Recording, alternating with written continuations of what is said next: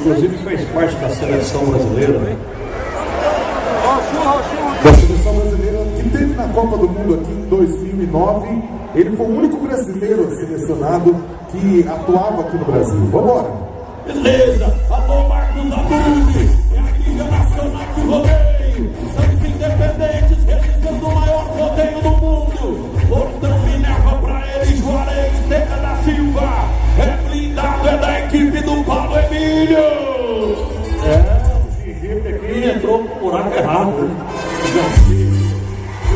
Com caroço aí, né, Kaká? Agora Juarez, Terra da Silva autorizou. Vai no blindado do Paulo Emílio, entrou pra esquerda, tá em cima da mão, vai quebrar a paleta. Não pode marcar de jeito nenhum, joga tudo pra cima dele.